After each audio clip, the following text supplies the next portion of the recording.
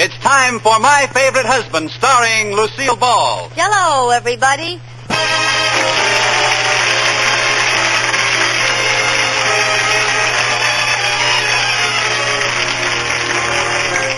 Yes, it's the new Gay Family series starring Lucille Ball with Richard Denning, brought to you by the Jell-O family of desserts. J-E-L-L. Oh, the big red letters stand for the Jell-O family.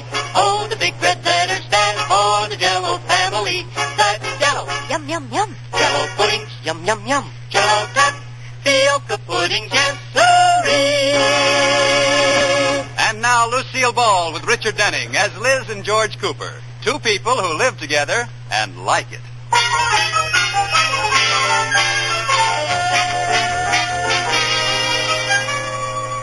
As we look in on the Coopers, it's late afternoon, and George Cooper is on his way home from the bank.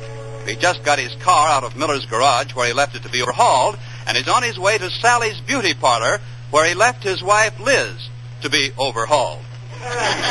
He pulls to a stop by an attractive girl standing on the corner. Going my way, baby? Oh, hi, George. I didn't know it was you, Liz. Oh, George, you pull that same corny gag every time you pick me up for the last 10 years. Well, it always gets a rise out of you. Well, not today. Hey, come on, get in. Well, I'm trying. What are you doing, Liz? You can't open the door with your elbows. Use your hands. I can't. My nail polish isn't dry. Oh, I can't do it. Well, you're certainly being a big help. Well, I'm thinking. Try using your teeth. Oh, skip it. You just drive on home, and I'll run along behind you. A breeze will dry my polish. I'm just kidding you, honey. Here, I'll open the door. Well, thank you.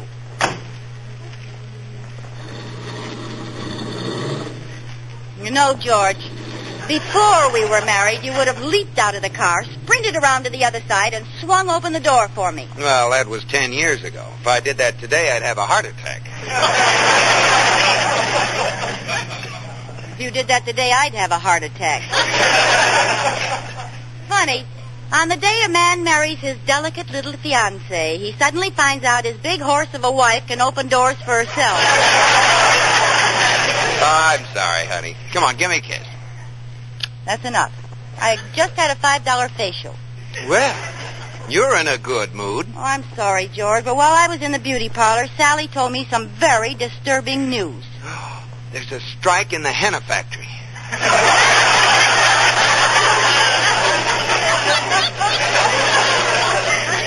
No, it was really serious. Now, who do you think is giving a party and hasn't invited us? Elsa Maxwell? Oh, if you're going to be smart, Alecky, I won't tell you. Okay. I mean it. I won't tell you. No, okay by me. Begging will get you nowhere. Well, all right, I'll tell you. The Atterberries are having a costume party Halloween night, and they didn't invite us. What? It's true, so help me. Oh, I don't believe it. Who told you a thing like that? Sally, my beauty operator. Oh, well, I might have known. How does Sally find out everything? I don't know. I think she has a wire recorder hidden in the hairdryer. But she's always right. Oh, ridiculous. What reason would the Atterburys have for not inviting us to their party? Well, I thought you might know. Is everything all right at the bank? Well, certainly. Oh, this doesn't make sense. We probably just haven't received our invitation yet. It'll be there in the morning mail. Well, if it isn't, I know what I'm going to do. What? I'm going to RSVP without being ASKED.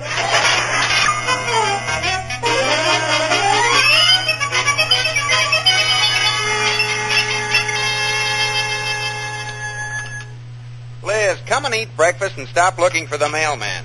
You're pushing your nose all out of shape against the window. No, I'm not, George. No, I'm not, George. Why doesn't that mailman come? Well, maybe because it's only 8 o'clock in the morning. But Mr. Negley's usually here by this...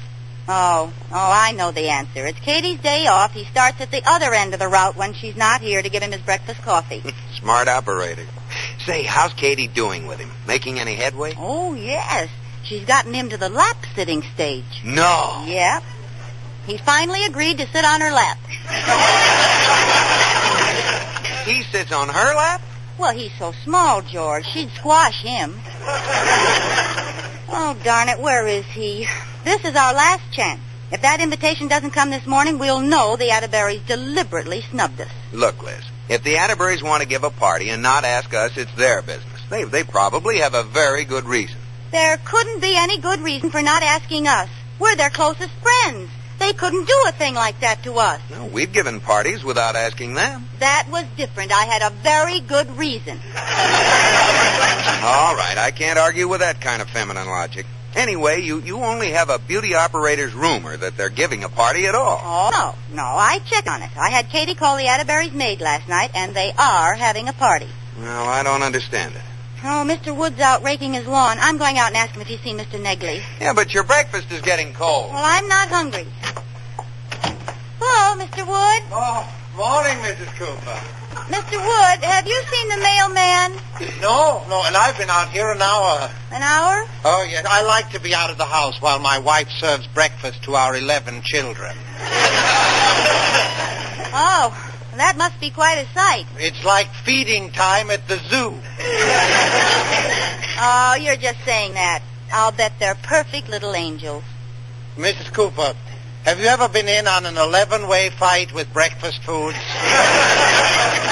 Oh, now, Mr. Wood, you don't mean that they throw food. All I can tell you is that our dining room is decorated in early American oatmeal.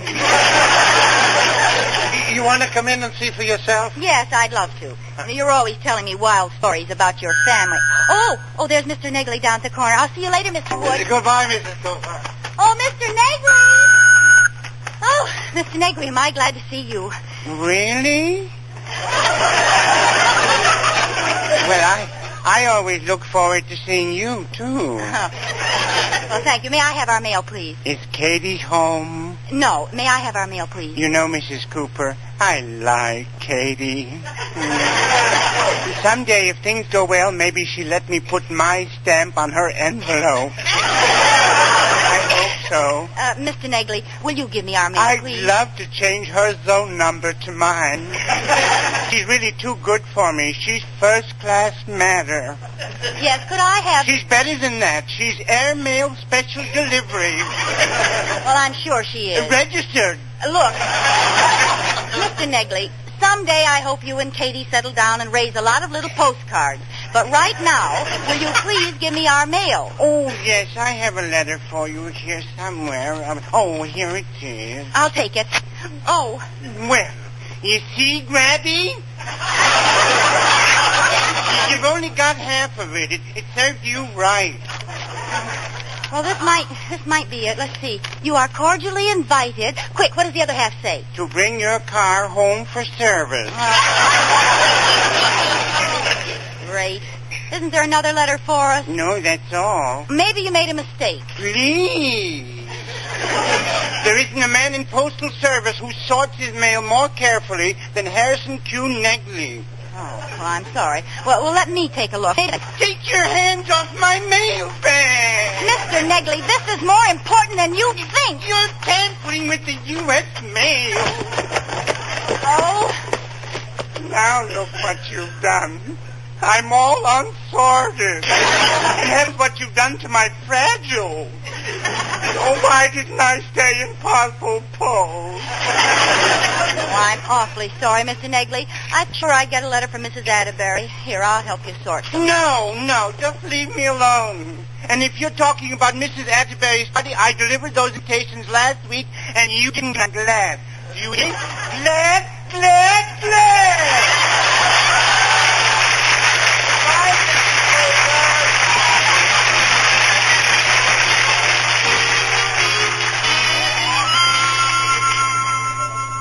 Well, Rudolph, curiosity is about to kill a cat.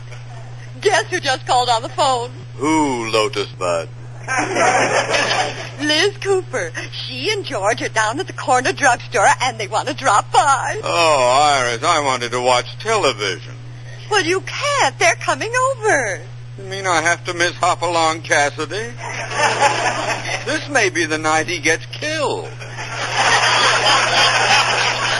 I guarantee he won't.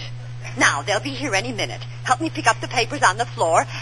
And put your shoes on. Oh, put your shoes on, put your shoes on. You'd think the Coopers didn't know I had feet. Oh, stop grumbling. And remember, not a word about the Halloween party. Well, don't worry about me. I'm not the blabbermouth in this family. Well, I can't wait to see their faces when they find out we're giving a surprise Halloween party for them. Yeah, and at their house. Yeah. Does everyone know what to do? Oh, sure. We're meeting at Cooper's side door at 8:30 and sneaking in through the kitchen. And then when they... There they are. Now remember, don't even mention Halloween. Liz girl, George boy. Hi, Iris. George boy, Liz girl. Hi, folks.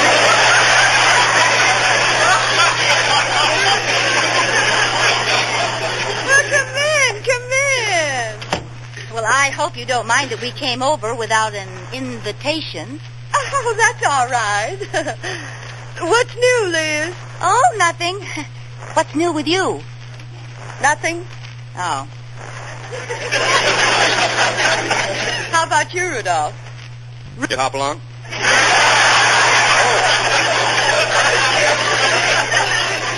No, nothing new with me. Nothing new with me either. Nobody asked you. Speaking of the holiday weekend, what are you folks going to do? What holiday weekend? Monday is Halloween. Rudolph! Hmm? Monday is Halloween! No! Yes. Halloween, when people give parties and everybody comes in costume and you invite your best friends. Sounds like fun. Too bad someone isn't giving a party. Oh, Liz. Yes? There's something I've been meaning to ask you. Yes? Are you doing anything? No, not a thing. We'd love to come. What time? 8 o'clock. Fine. Yes. 8 o'clock Wednesday morning, we start collecting newspapers for the Salvation Army. Oh. Come on, Liz. We'd better go. Wait a minute, George. It's for such a worthy cause, Iris. Let's not wait till Wednesday morning. Let's start sooner, say, Monday night. Oh. Well, I'd like to, dear, but...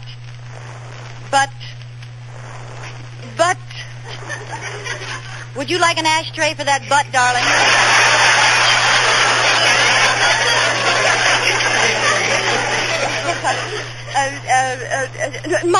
My mother isn't feeling well, and we're having dinner with her, yes. Yes, we always spend Halloween with the old witch.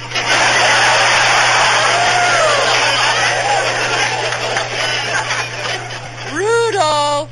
Well, only trying to help. Don't bother. We don't have to have a brick Atterbury fall on us to get the idea. Come on, George. Good night. Well, George, now are you satisfied? You're right, Liz. I can't get over it. I don't know what to do. Well, I do. Our party. We'll soap their windows and kick over their garbage cans. And stick a pin in their doorbell. No, I have a better idea, George. We'll give our own Halloween party and invite everyone but the Atterburys. There's not room in this town for both of us, George. The Atterburys must go.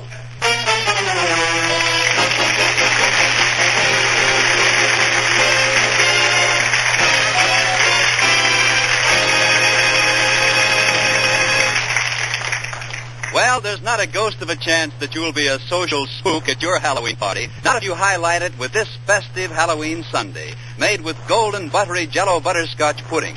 Easy, too. Here's what you do. Rinse custard cups in cold water, place a tablespoon of chocolate sauce in each, and sprinkle with chopped nuts. Prepare Jell-O butterscotch pudding as usual. Pour slowly against the spoon over the sauce and chill.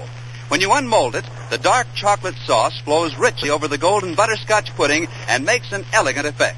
And it tastes like a million, because all three Jell-O puddings, Jell-O butterscotch, chocolate, and vanilla pudding, are rich and luscious with real homemade goodness.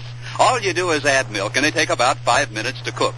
For glamour desserts in jig time, get all three flavors tomorrow. Find out why more women buy Jell-O pudding than any other prepared puddings in the world. Jell-O.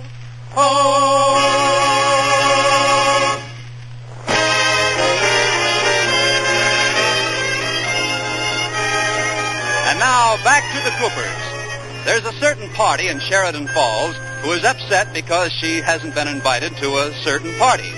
If Liz only knew that the certain party is a surprise party for her, she'd be the most surprised party of all. Well, Liz is determined to get even, so right now she's busy inviting all her friends to an opposition party that she's giving. Hello, Mary. Liz Cooper. We're giving a Halloween party tomorrow night, and we wondered if you... What? Oh, your mother's sick? Well, some other time. Goodbye. How are you doing, Liz? If the next 3 couples can come, we'll have 6 people at the party. That doesn't sound like much of a party. Well, we can keep moving and make it look like a crowd. Hello, Betty Ray? Liz Cooper. We're giving a party tomorrow night, and... Oh, you can't? Oh, she is. Well, goodbye, and tell your mother I hope she feels better. Bye. Another refusal. I don't get it. That makes the 14th one. There must be an epidemic of sick mothers. Well, I'll keep trying. Somebody's mother has to be healthy. I never heard of... Hello, Margaret. Liz Cooper. I wondered if you and Hans could... Oh, you couldn't? I didn't even ask you yet. Oh, you heard. Oh, your father's sick. Too bad. Well, bye, Margaret. Well, at least she's different. Her father's sick. I'll bet he caught it from someone's mother. Don't you care, honey. You and I will have our own little party right here. George, something awful is wrong. Our best friends all turned us down. All of them. Well, forget it, baby. We'll take a course at Arthur Murray's and be successes again. Oh, it isn't funny. We're social misfits. We're being shunned by society. Oh, now let's not get carried away. Well, it's true. First the Atterberries and then all our other friends, making excuses and acting funny. And that's not all. What do you mean? Even the birds have left our birdhouse. They always go south this time of year. But this year they went early. George, there's something horrible the matter with one of us. One of us? Yes, and I know it isn't you, because you're just as wonderful as you've ever been. It's me, and I'm holding you back. Oh, now, Liz, now don't talk like that. George, you're my best friend. Is there something even you haven't been able to tell me? Have I been careless about the little things? Well, now that you mention it, there is something I noticed. What? You've only been taking 30 seconds for your 60-second workout. Oh, George. How can you make jokes when we're social outcasts? Oh, well, now, honey, it isn't worth crying over. I'm not crying. I don't care about those people. I hate them.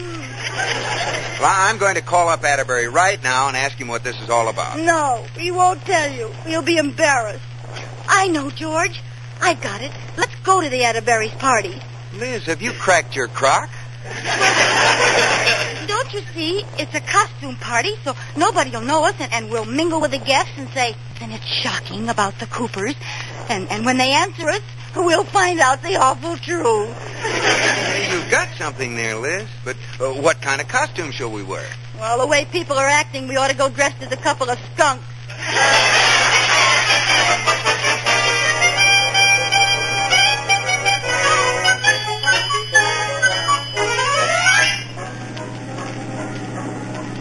Drive faster, George. We'll be late for the party. Well, I still don't think we ought to go. These costumes we're wearing are so silly. 2 policemen's uniforms and water pistols.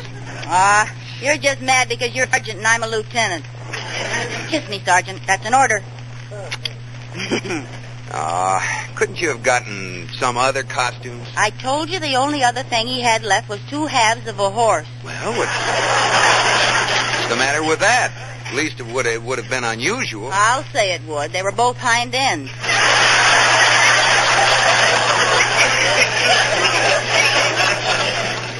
George, can't you drive faster? It's bad enough to be uninvited. Let's not be late, too. I'm doing 35. Oops, there goes another one. Another what? Well, every time a car goes to pass us, the driver sees our cop costumes and slows down. We've got 15 cars lined up in back of us. How do you like that? Hey, let's tune in the police calls. Let's play cops and robbers. Which station is it, George? Way down at the end there. Oh, yeah. Calling car 29. Car 29. Investigate auto wreck at corner Elm and 8. If car not too badly damaged, make offer. The chief is looking for a used car. Oh, great. Watch for robberies in Northside Residential District. Thieves in costumes crashing Halloween parties. Victims report some dressed as policemen. Uh-oh. And you had to pick up policemen's uniforms for us. Yeah. Oh. I don't like the feel of this. Let's go home. Oh, don't be silly, George. No one will bother us. Well, all right. Oh, no. Pull over the crime. Now what do we do? He'll think we're those crooks. Well, don't stop. Keep on going. Nothing doing. I'll just have to explain and hope he believes me. No, if he doesn't, we'll miss the party. Pretend you're a real cop. Liz. Go ahead. I won't say anything. And why are we two holding up traffic? Oh, excuse me, can't see you. Oh, that's all right. I was speaking to the lieutenant. I apologize, Lieutenant. That's all right, officer. Drive on, Sergeant. Oh, Lieutenant, any further news of those masquerading crooks? Yes. There's no truth to that report. Forget about them. Drive on, Sergeant. Attention all cars. Keep special lookout for criminals in masquerade costumes. Drive on, Sergeant. Just a minute. I don't remember seeing you two on the force before. Well, you see, we're really plain clothesmen, but our plain clothes are being cleaned. I thought so. Let me see your credentials. Certainly. Well, what do you know? Must have left them in my plain clothes. That's all. Oh, no, it isn't. Let me see your credentials. What? Maybe you're the fake one. I can prove I'm a real cop. How? I got a witness. Sergeant? Yes, Lieutenant. Sergeant, am I a real cop? Yes, Lieutenant. There you are. Drive on, Sergeant. Just a minute. Let me see your badge. Let me see your badge. There. Sheridan Falls Police Force 158. Here, take a look at mine. That's enough. So fast. Well, let me see them. Post Toasties Junior G-Man. Well, you see, we're not local cops. What's that Post Toasties business? That's for my serial number.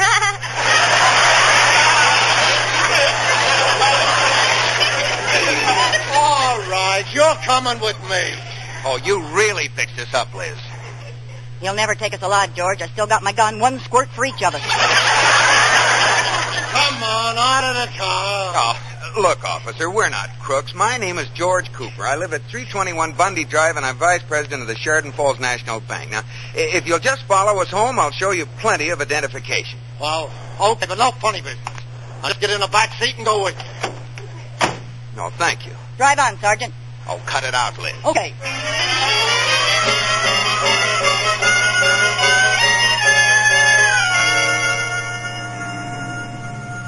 Well, this is our house, officer. Well, Hey, wait a minute. Look there at the side door. Some figures slipping into our house. And they're in costume. Yeah. We found the gang. wait a minute. Have you led me into a trap? No. Believe us. We don't know anything about it. Those people are crooks. And they're robbing our house. Oh, what'll we do? We better call the police. Yeah, we better call. What do you think I am, Western Union? Well, we don't know if you're real or not. Let's not start that again.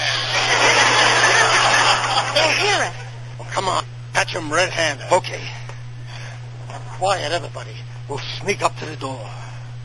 Okay, now let's rush him. All right, everybody, hands up.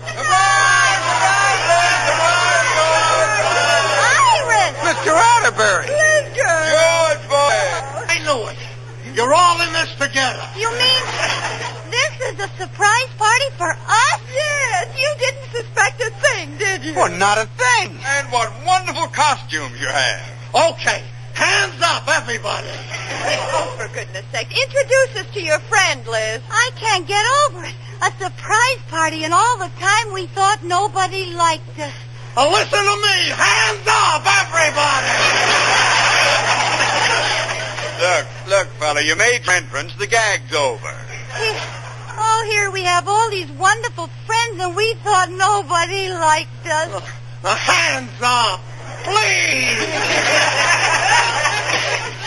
Look, Buster, you're overdoing your act. And take that false face off. It's horrible. Won't anybody put their hands up? I'm going to tell my sergeant about this. Oh, George. We thought nobody liked us.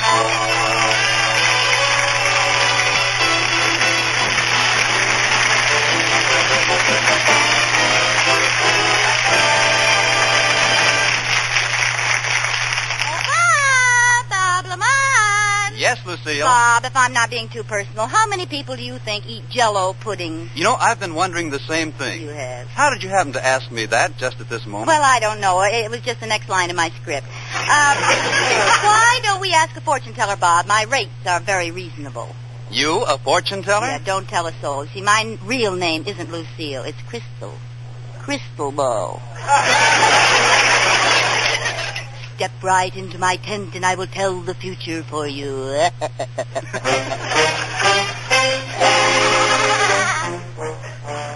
Good afternoon. Are you Madam Ball? Cross my palm with silver. But your hand is bandaged. What happened? My last customer crossed my palm with silver. Well, who was he? The Lone Ranger. What is it you wish to know? I know all. Nothing is unknown to me. Now, wait a minute. Where'd I put that crystal ball? Oh, here it is. Tell me, madam, as you gaze into the future, do you see any Jell-O chocolate pudding, absolutely luscious with deep-down chocolatey goodness? Well, let me take a look. Let's see. There's the results for tomorrow's races. We don't want those. The inauguration of our next president. No.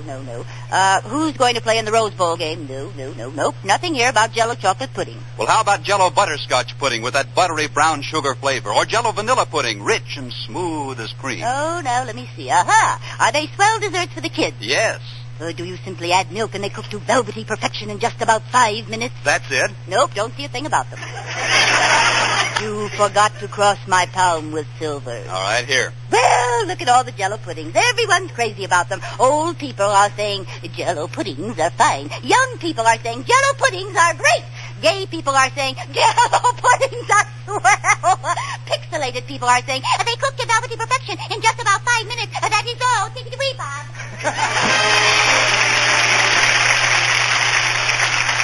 Be sure to listen to Lucille Ball and My Favorite Husband again next week, presented by J-E-L-L. Oh, the big red letters stand for the Jell-O family. Oh, the big red letters stand for the Jell-O family. That's Jell-O. Yum, yum, yum. Jell-O puddings. Yum, yum. Jell-O death. Fioca pudding, yes, sirree.